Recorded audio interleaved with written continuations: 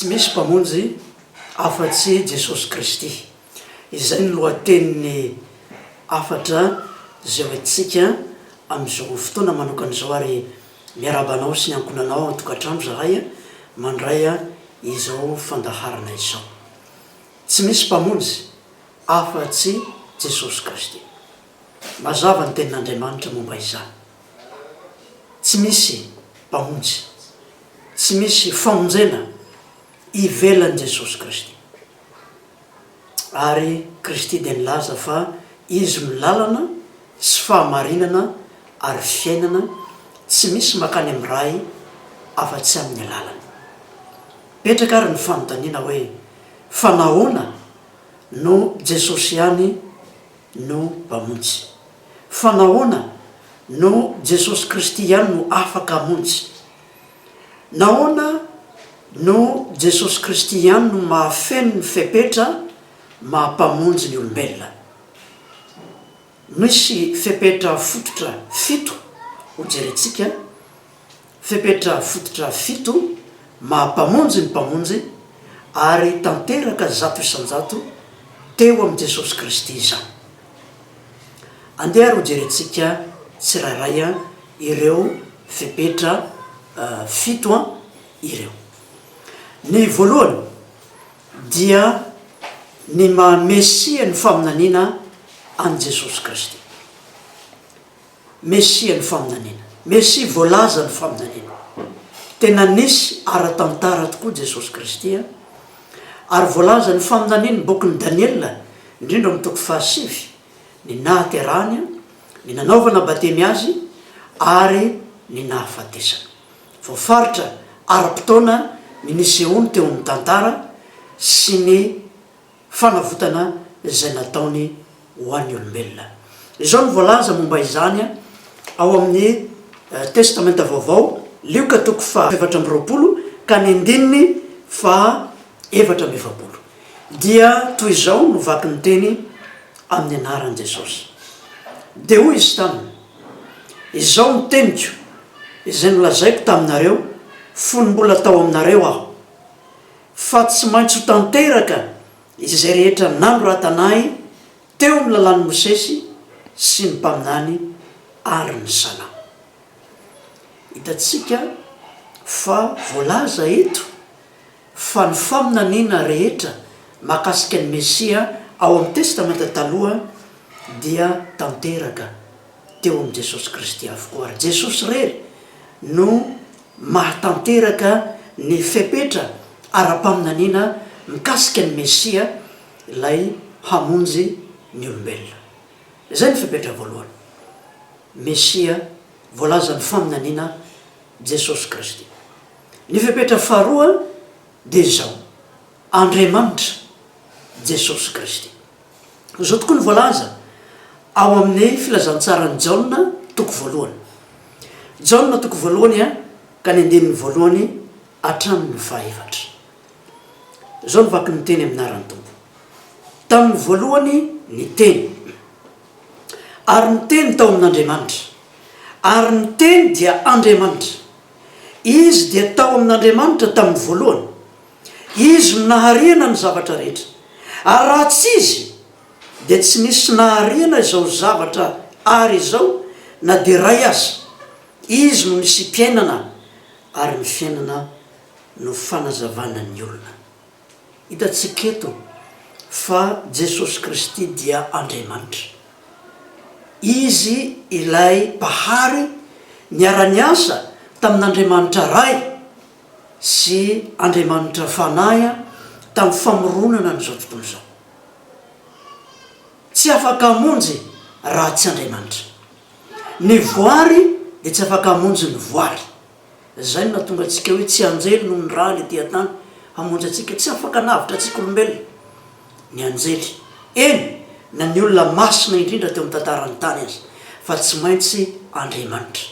Andriamanitra manana hery afaka hamonjy, Andriamanitra mpahary afaka hamorona olona vaovao, afaka hamorona toetra vaovao, afaka hanamasina ny olombelona mpanota. Mila Andriamanitra zany. Ary Jesosy Kristy dia mahafelo io fepetra faharoa mahampamonjy ny mpamonjy io a dia ny mahandriamanitra izany. Inona ny fepetra fahatelo mahampamonjy? Tsy inona zany a fa ny maha olombelona. Ary Jesosy Kristy a dia olombelona ihany koa. Izay ny mystère ny natiorany Jesosy. Ary zao ny voalaza eo amin'ny toko voalohany, Jaona toko voalohany a ka ny andininy faefatra ambin'ny folo ihany, vakitsika amin'ny anaran'ny tompo izany. Jaona toko voalohany dia faefatra ambin'ny folo manao hoe: ary ny teny dia tonga nofo ka nonona tamintsika, ary hitanay ny voninahiny dia voninahitra mendrika ho an'ilay tokana avy tamin'ny ray sady feno fahasoavana sy fahamarinana. Izany Jesosy Kristy, ilay mpamonjytsika, ilay mpamonjy tokana ho an'ny olombelona. Andriamanitra izy kanefa tonga nofo, tonga olombelona. Ary izay maha olombelona zay no ahafahany mahatsapa izay ilain'ny olombelona, ahafahany mipetraka eo amin'ny toeran'ilay mila famonjena.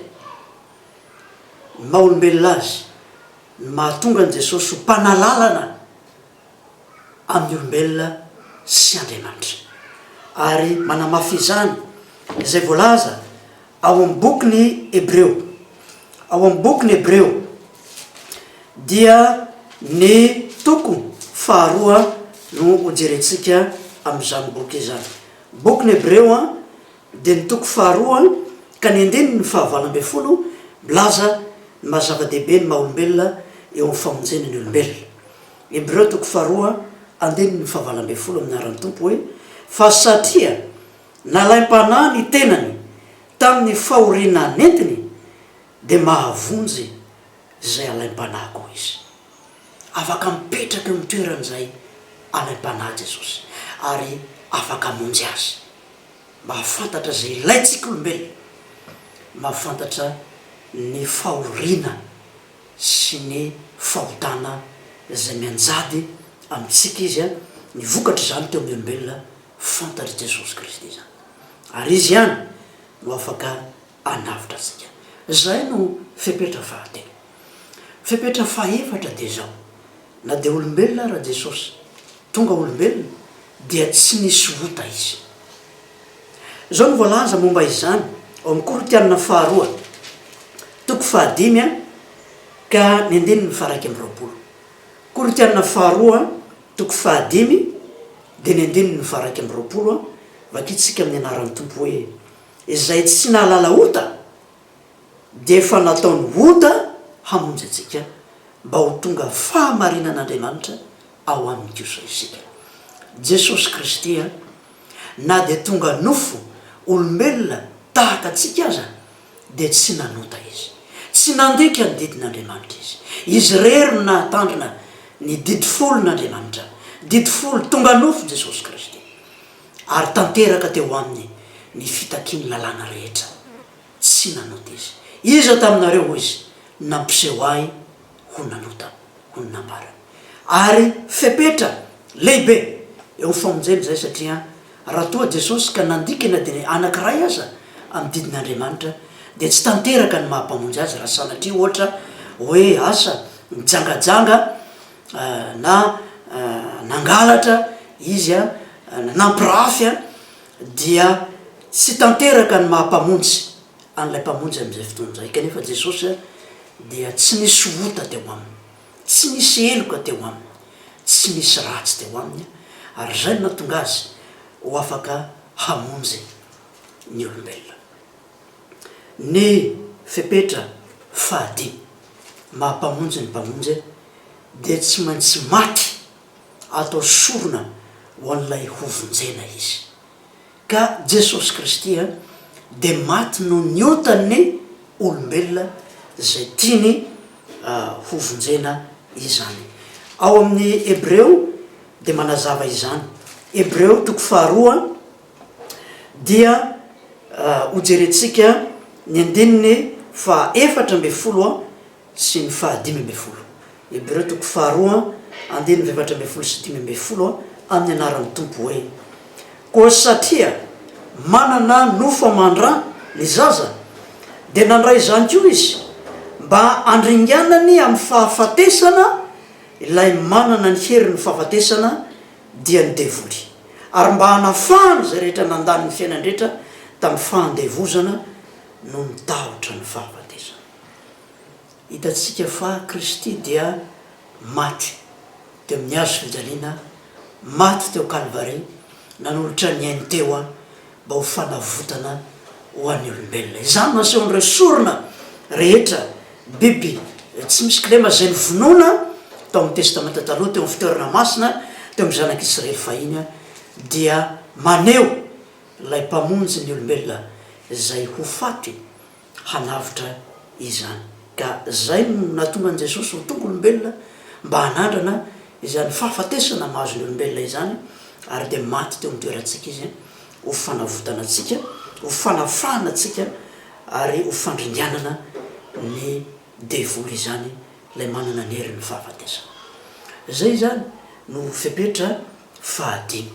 Ny fepetra fahaenina mahampamonjy ny mpamonjy dia zao nandresy ny fahafatesana izy, tsy maintsy mandresy ny fahafatesana izy. Mazava ny tenin'Andriamanitra mahakasika izany ny bokin'ny Romanina toko fahavalo, Romanina toko fahavalo dia andininy fahaefatra amin'ny telopolo dia mivako toy izao, ny andininy fahaefatra amin'ny telopolo amin'ny anaran'ny Tompo hoe iza ny manameloka. Kristy Jesosy no efa maty eny sady nitsangana tamin'ny maty ka mitoetra eo an-tanana ankavan'Andriamanitra ary mifona ho atsika. Izany fitsanganany Jesosy amin'ny maty izany no fototra mahampamonjy azy. Ny fasan'ny mpamonjy dia fasana foana, ary ny mpamonjy dia mandresy ny fahafatesana, fa raha tsy zay tsy afaka hamonjy izy. Jesosy Kristy nitsangana tamin'ny maty eo an-tanana ankavan'Andriamanitra izy ankehitriny ary mifona ho atsika olombelona. Izay fitsanganany amin'ny maty zay no ahafahany mifona ho atsika, manao ny asa fifonana ho atsika olombelona mpanota eo anatrehan'Andriamanitra. Izany mahampamonjy an' Jesosy.